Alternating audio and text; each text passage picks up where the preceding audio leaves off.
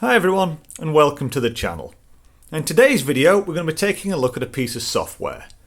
Now, a short while back I was browsing the auction websites, flicking through the listings, and a listing shot off the top of the screen that I kind of half read which said Encarta 95 Premium Edition. And my brain sort of subconsciously went, I don't remember there being a Premium Edition of Encarta 95. At which point my brain woke up a little bit and went, no wait, there wasn't a premium edition of Encarta 95, so what was that? So I scroll back down and I can see that it's Encarta 2005 premium edition, not 95. To which my brain kind of then woke up a little bit more and went, what? Encarta 2005? That was still a thing?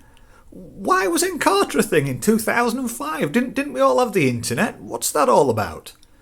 Well, anyway, it was only listed for a few pence, so I picked it up, and here it is. Apologies that's a little shiny and reflective, but it's still in its original shrink wrap. Encarta 2005 Premium Suite. So I think in other parts of the world this may have been called Encarta Reference Library. Maybe I'll just see on this label on the side it says EncRefLib for Encarta Reference Library, so it may have been called that in some territories. Here you can see this is the UK and Ireland edition. It was called Premium Suite. And the Premium, it was the top of the editions of 2005 or whatever year it was. Basically meant you got the most stuff included. So before we break the seal as it were and dive in and get a closer look, let's just jump on the main PC and let's see if I'm remembering this right. Did we all have the internet in 2005? And if so, what was the point of this? So looking at this chart here, you can see we've got a graph of percentage of households with home computers in the United Kingdom. And although the years are divided up a little bit funny at the bottom, if we look at this bar here, you can see in 2005 it was 65% of households that had a computer. Now looking at this second chart, you can see this is share of households with internet access in the United Kingdom. So this isn't households that have a computer and have internet access. This is just total households. And here in 2005, we can see that's 55%. So 65% of households had a computer and 55% of households had internet access. So if you had a computer, there was a really strong chance you also had internet access. And thinking of other countries in Europe, North America and so on, maybe the figures might have been a little higher, a little bit lower, but generally I think across the board they'd be really similar. And using the Wayback Machine, here's a capture of the main page of Wikipedia from right back at the start of 2005. And if we look up at the top here, you can see we're already at 445,000 articles here on this English language version of Wikipedia. And that's way in excess of what the Encarta Premium Suite's offering us. And this is just Wikipedia, and alright, it was the online encyclopedia and probably still is, but we had the entire internet, we had search engines, we could search it, we could find things. The internet was really booming in 2005 and growing into what it is today. We're not sort of talking the more niche internet of the 1990s here. I mean, I can remember getting Encarta 95 and then Encarta 96, which were released at the end of 94 and 95 respectively. And I would spend hours messing about on them, looking at the articles, finding all the video clips to play, or the game Mind Maze that's in them. You spend ages just messing about in that, finding your way through the little maze. But in mid-1996, that's when we got our first modem and internet access. After that, never bought another version of Encarta again, and I would imagine that holds true for quite a lot of people. So the audience that Microsoft were aiming at here with this version of Encarta, unless they can give you some sort of added value over the entire internet perhaps, it's a really sort of small dwindling number of people that they must have been aiming at. So there we go. It looks like this was trying to appeal to that ever dwindling proportion of people that didn't have internet access. Let's get the wrapping off, make it a bit less shiny, and then we can get in and have a closer look at this.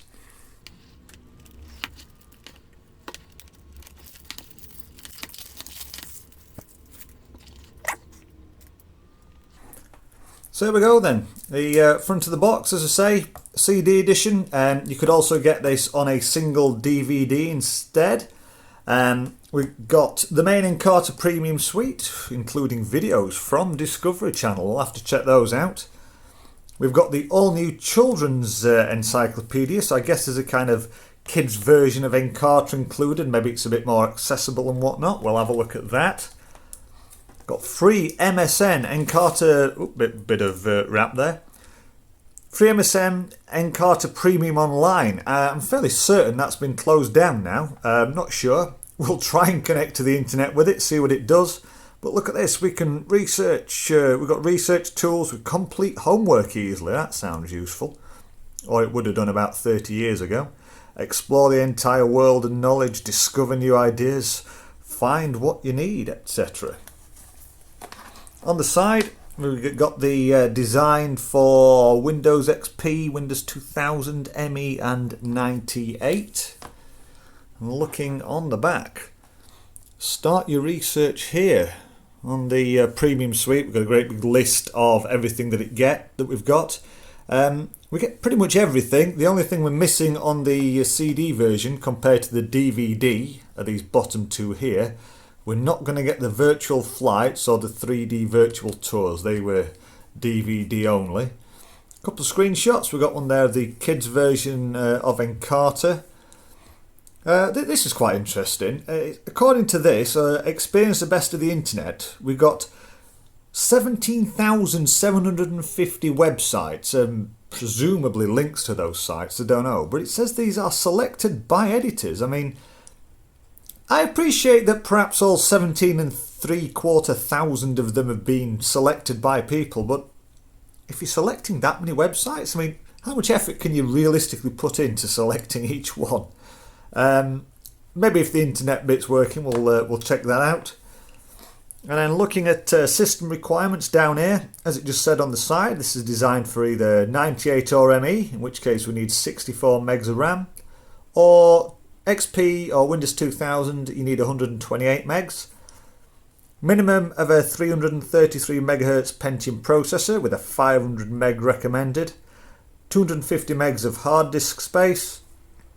A little bit of blurb about having an internet connection and what that gets you. And the other stuff, 16-bit VGA graphics, 4 meg graphics RAM, 800 by 600 resolution, quad speed CD-ROM, extra hard disk if you want it, room required if you want to install all the stuff. Yeah, so there we go. Nothing particularly groundbreaking on the box. Guess it's time to cut this seal. Let's see what we get inside.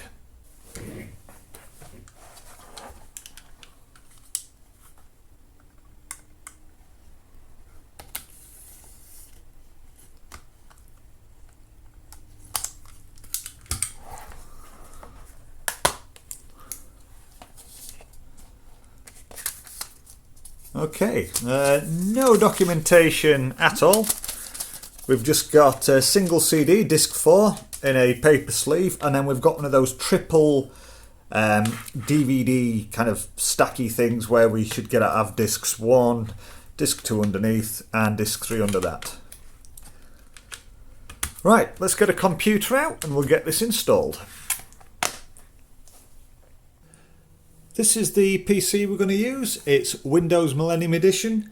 We've got a 750 MHz Pentium 3, 512 megs of RAM, plenty of hard disk space, and while this would certainly not be any sort of powerhouse computer by 2005, it's well above the minimum specs of the software, so this is what we're going to go with. Right, let's get installing.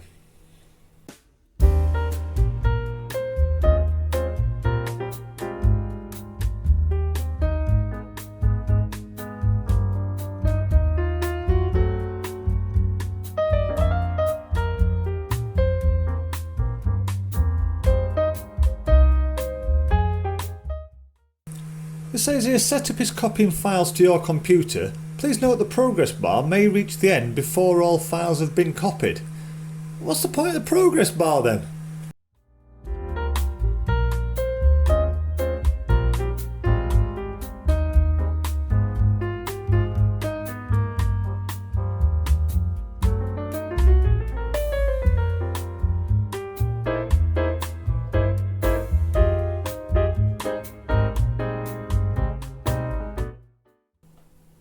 Well, that wasn't too bad. Took about 25 minutes, which is, yeah, not bad for 4 discs. Okay, now it's installed. You can see it's put us 3 desktop shortcuts on. We've got the main Encarta program, the children's Encarta, and the dictionary tools. But in the program folder, we've also got this Encarta researcher. Not really sure what that one is, but we'll have to make sure we check that one out. So let's start up. Oh, we've got some music. Let's start up main Encarta. The new Encarta is now in stores. I'll bet it's not. Okay, so this is the main screen that it greets us with. And straight away, this just screams Windows XP to me. Especially these icons across the top, the sort of colour scheme of it, etc. And obviously being 2005, that's unsurprising. It seems we've... Oh, hello, that's spinning. We've got a default sort of layout with the whole list of entries down here. And then I presume these are sort of featured entries, I guess, that we can click on. And then all the different bits we can do across the top. Now, I should just stress, I've not looked at this before. This is the first time I'm seeing it, the same as you guys, so I guess we'll just have to kind of follow along and see what we find. Ancient Britain. Let's have a look at that. Okay, that's quite neat. So this visual browser thing. So when we clicked on that main one, I guess it's showing us other articles that are perhaps linked to that in in more detail. But we can also click down here. It says click here to see the main article. Let's try that. That's quite nice. Okay, so we've got this kind of tile-based layout, a little bit of later Windows UI creeping in there, and we've got the article outline down here on the left. So I guess we can click around that, and do these letters jump between them? Yeah.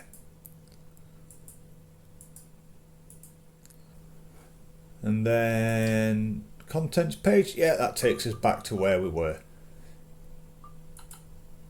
And we've got these forward and back buttons up here, so very much taking the cues from a web browser here. What with the forward and back list of articles. If only there was an online encyclopedia that people could have used. Okay, let's search for something. What can we search for? Just trying to think of something to search for. For people out there who didn't grow up with the internet, but it came along, at whatever point in their lives, do you remember the first time you were actually sat down in front of a search engine and you could search for absolutely anything? It was kind of the first time in your entire life you could do that. I remember when I did that, I sat down and my mind just went blank because I could search for literally anything. I couldn't think of anything, daft as it sounds. I'm sort of having the same mental block with this. Tell you what, let's search for CPU. And there it is, look, Central Processing Unit. Computer. I have to say, I am liking the way that these articles are laid out. I mean, it's clear, it's nice and easy to read. Just the layout of it, the way they've got the pictures in, the hyperlinks, all that kind of stuff.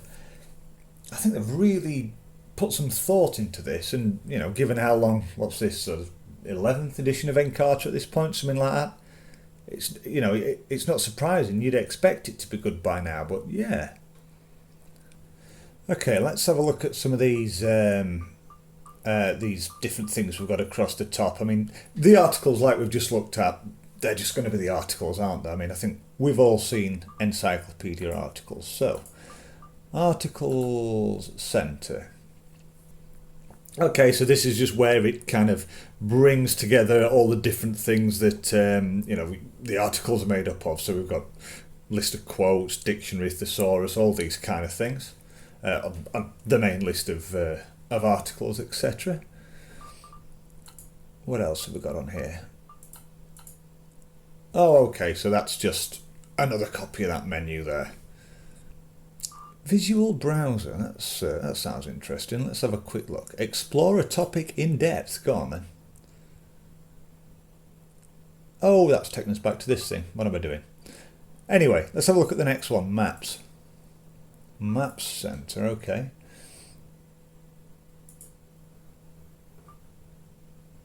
Does this let us turn, or can we just... Oh, we can. We can move this with the right mouse button. Google Maps, eat your heart out. Oh. Zoom's a bit keen on it. I presume all these are sort of hyperlinked, are they? Yeah, which you'd expect. So basically, the map is interactive. What you can have a look round, and you can then use this to take you to articles about wherever it is you're looking on the map. Here we've got historical maps. Let's just pick one of these. Amazon River. Go on, let's have a look at that.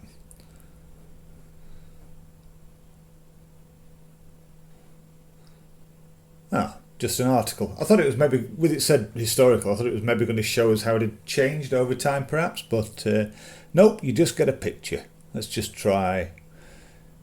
Tell you what, this one here, American War of Independence, has got a video clip. Let's have a look at that one.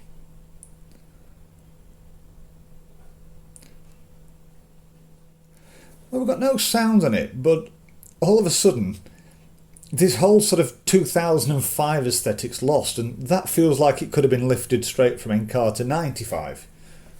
It's a little bit sort of simple and basic, and yes, I appreciate it's probably getting all the information across, and they've got to fit this thing on, one DVD, 4 CDs, whichever as we've got here. But, I don't know. Am I expecting too much for 2005?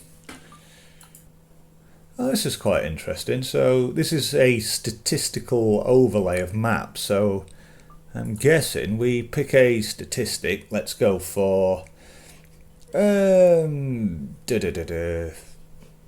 economy. Why not? Electricity generation, and then so basically it's overlaying your statistics on the countries of the world. That's quite cool. So it's maybe not an easy way to compare, like perhaps you would use a table, but just in terms of a visual comparison for statistics, this is quite cool. Negative range, producing negative energy generation. You've probably got you've got a problem. Yeah, quite like that. Multimedia. What we got in there? So as we'd expect, this is where it's pulling together all the multimedia stuff, and just like back in Encarta 95, this would be the bit that I would spend ages in. Just looking at the video clips, the animations, and so on. Go on then, let's have a video. I mean, again, appreciating that they've got to fit it into a fit it into 4 CDs or 1 DVD. There's not a million video clips on here. Let's just Octopus. Let's have a look at that. See what the quality's like. Oh, there we go. It moves with 8 arms, pumps blue blood with 3 hearts, and changes colour in an instant. Better not go too crazy on that. This is obviously clips from the Discovery Channel.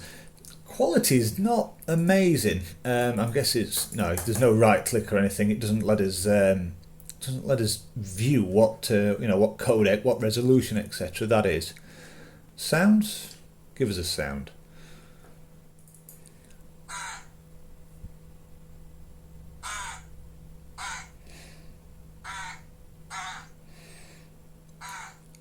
So yeah, the articles, the maps, the multimedia, that's the kind of bread and butter stuff for the the early Encartas that I remember. But study, this one's a new one. Let's have a look at study. So what we've got in the study centre.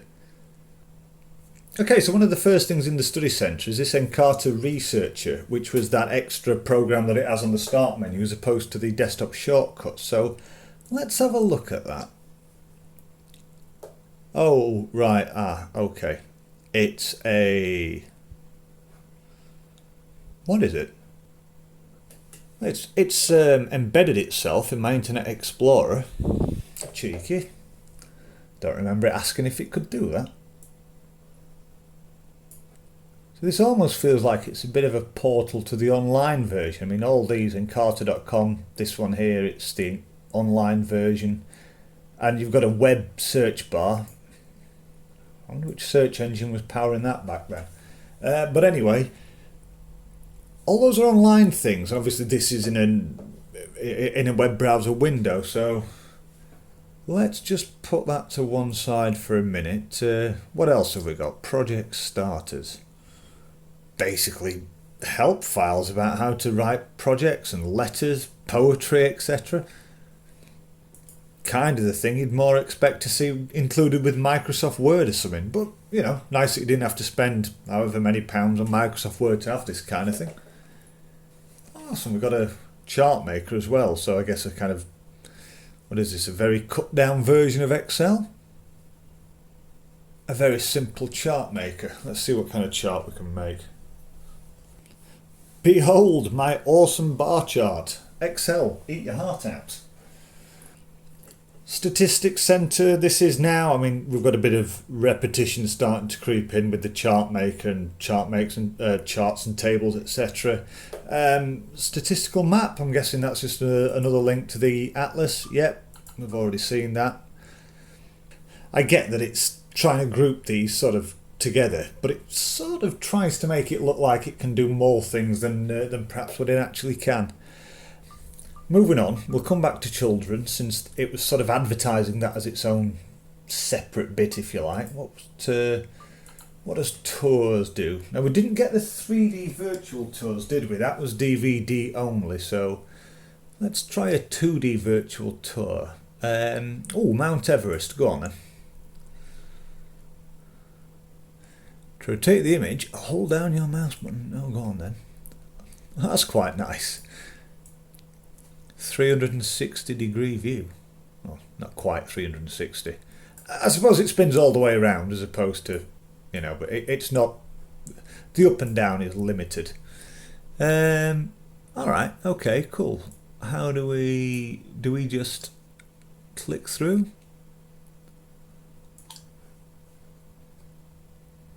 Oh, I see. So that's a picture. That's the next bit of the tour. Do we have to look for the next bit, or there's back to base camp? I'm guessing we can use, there we go, summit. We can use a little map down here to navigate. It's quite nice that sort of field of view cone moves around on the map as you're looking.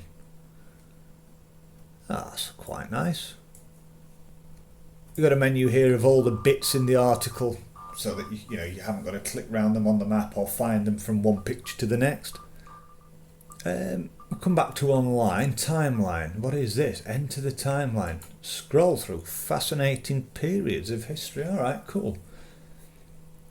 So again, I mean, I'm sure this is just going to link us to the articles and the video clips and whatnot that we've already seen, but I suppose this is a different way of navigating things. And again, if you're using this to try and put your schoolwork together or whatever it is, this idea of, if you had a period of history that you were studying, this must be quite a nice way to to get all the various bits and bobs for that period and sort of bring it all together. Yeah, so clicking on one of these, it brings up sort of just a little card with a couple of sentences about it, and then, as expected, you can use that then to jump to the main article within the encyclopedia. So again, yeah, quite a neat way of looking at things, but it's a little bit of repetition again. Right, games. What has it got? Yay! Mind Maze. It's still going. Has that changed? Or is that still how it was in 95? Yeah, I don't think this has changed, has it? I wonder if they even wrote new questions.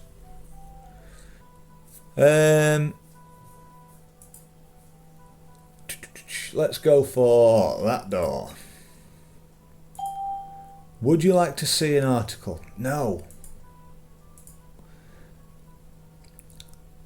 Art of maintaining precise control over a horse while riding it. I mean, yeah. Go on, give us a question. Umbrella term for a type of fiction with several subgenres. Polish composer. Oh, bloody hell. Name given to several alliances in history. Right, I'm going to stop before I spend about an hour on this, but yeah, I don't know, I was kind of thought maybe they'd have updated that a bit, but I'm sure those graphics are the same as they were back on Encarta 95. What else have we got? Ooh, a geography quiz. Metro Superhighway. Go on then. Navigator, easy. Let's do it. Which city is this? London.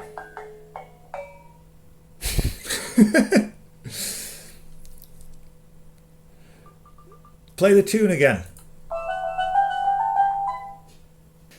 I'm going to get suckered into this, aren't I? Right, let's come out of there. Go on then. Game of world music. Where does this music come from?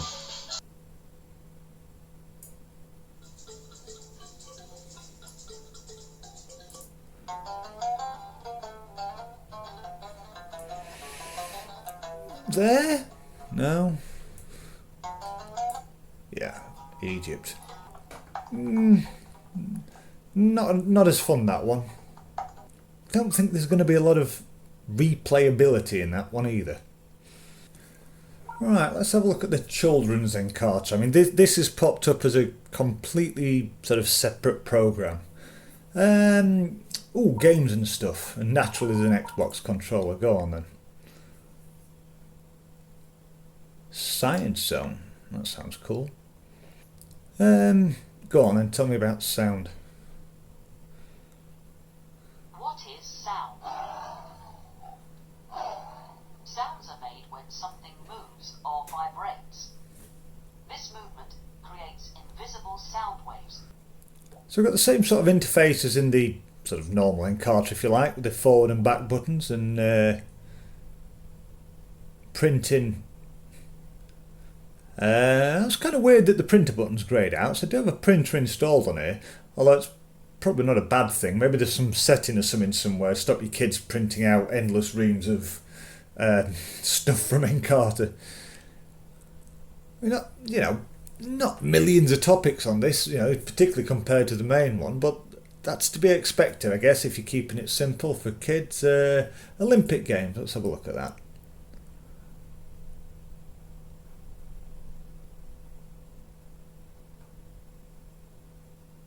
Not the smoothest scrolling in the world. That's a bit better if you do it with the scroll bar as opposed to the mouse wheel.